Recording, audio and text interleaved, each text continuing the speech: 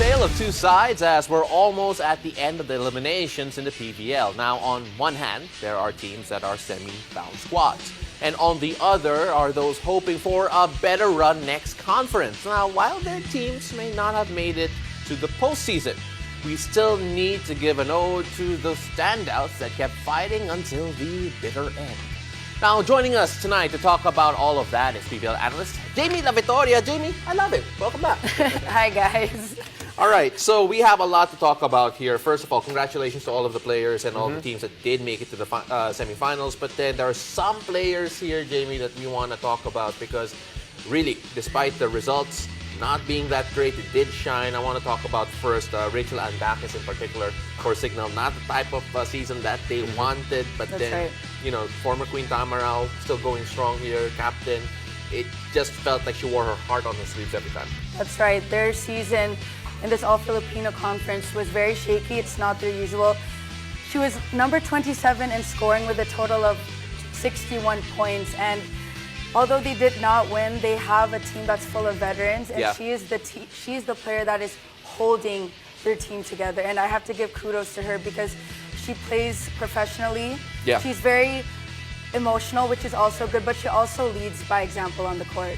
Right. Speaking of veterans, another player that was on the move on the offseason was Dintin Santiago Manabat, of course, coming to a team where you also played for a while, right, That's for the right. Akari Chargers. Do you think that she looks good in pink? Do you think she fits in well with that young team of Akari? I think she's a perfect fit, actually, for that team because Akari is full of rookies and they need that one ate on the court. They actually call her Mama D, and she's perfect for that. And, you know, she's also being tested because she's surrounded by a lot of newbies. So I know that she is that leader on and off the court.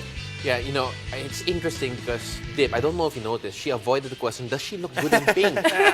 So, we're going to avoid that. No, we're moving on from that. She looks great in pink. No, but all seriousness here, when you talk about Din, that's a challenge for her in the sense that she's coming in as a leader, and it's hard to come into a group and automatically be a leader. How do you think she fared in that role in particular? Because they brought her in basically to be the leader that Mama P was. Right. Right before this conference.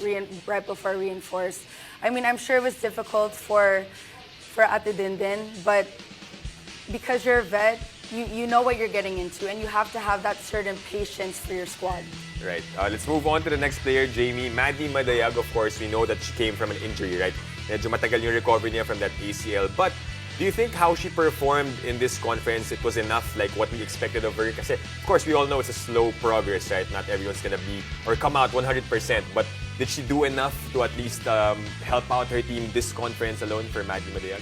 Well, after not playing for 1 year, and you know, during that off season, she had a lot of therapy, physical therapy with that, and I believe she did do a good job. I mean, you have to take those baby steps because you don't want to take big steps because, you know, you want to take it easy on your body and also your mental state. So I think she did a great job this season. You know, you talk about the mental state, you talk about her learning to trust her body again, because normally that's what happens when it comes to injuries. Do you feel like this is just the start? We're going to see the ramp up to even better Maddie in the next few conferences? Definitely. I mean, she did have 11 points against Akari, which is already double digits in their opening game. So do expect her to learn how to get that consistency back. It's not easy, but I know she'll put in the work for that.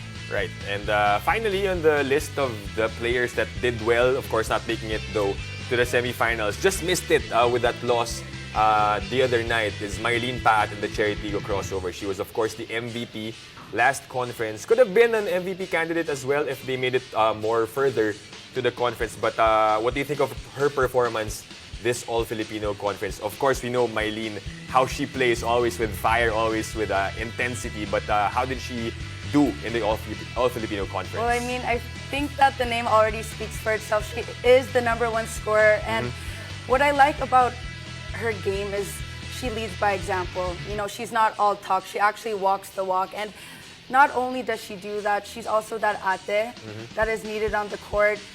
She brought in that, you know, wisdom and knowledge from her international stint in Thailand, and it did do justice for her squad, but not enough to make it. So I'm sure that they're gonna go back to the drawing board so they can elevate their game even more. Yeah, I was going to say, Tom Yum really put fire in her belly. That's right. It never went away ever since she came back. But then, of course, si Pat Charapon, when you talk about her, and you talk about her performances here, some people said, all right, she probably needs a bit more help in terms of scoring when you take a look at this Cherry team. But do you feel that if Cherry had advanced this particular conference, that she would have firmly been in the MVP discussion? Definitely. I mean, the numbers speak for itself. She is the #1 scorer, like I said, and if she had more help, and also the timing of their wins and losses were very crucial. They had to win certain games, do or die games, but obviously not enough to reach the Final Four.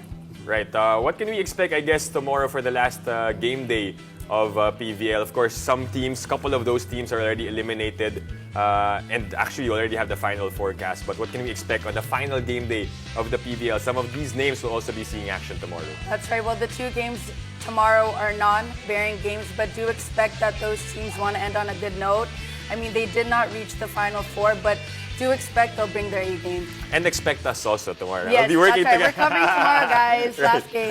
And I'll be here on the game. So you know what? change topic.